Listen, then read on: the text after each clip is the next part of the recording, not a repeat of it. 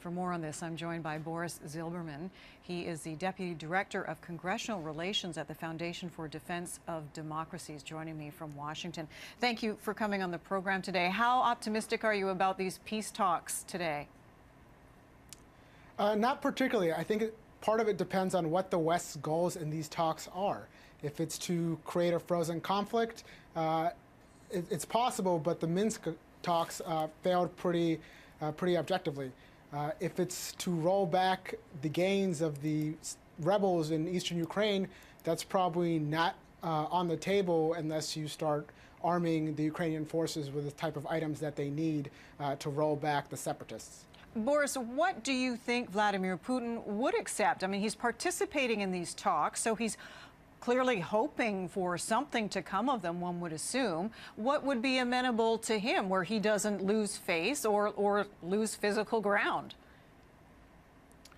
Well, certainly the Donbass area of Luhansk and Donetsk, but that's kind of the million-dollar question. Is that all he wants? And what are we? And I think it's less about where Vladimir Putin wants to end up in this, but where do we want to end up in this? What are our lines? What are we willing to accept?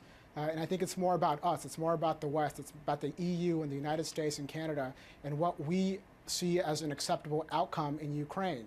And so I think we have to figure that out. And Putin's going to push as much as we allow him to.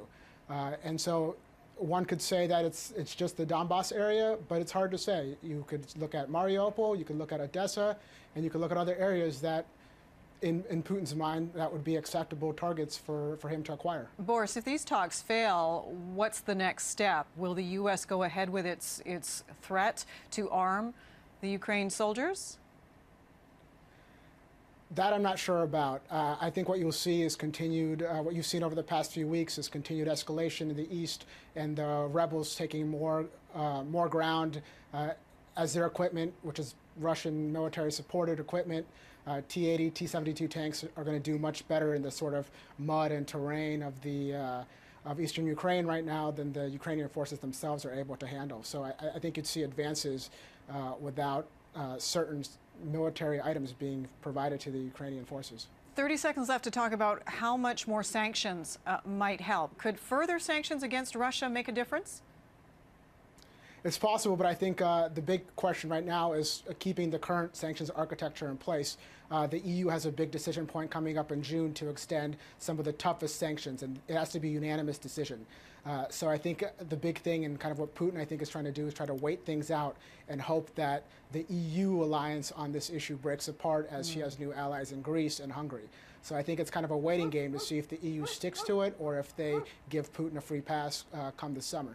Boris Zilberman is Deputy Director of Congressional Relations at the Foundation for Defense of Democracies. Thanks, Boris. Thank you.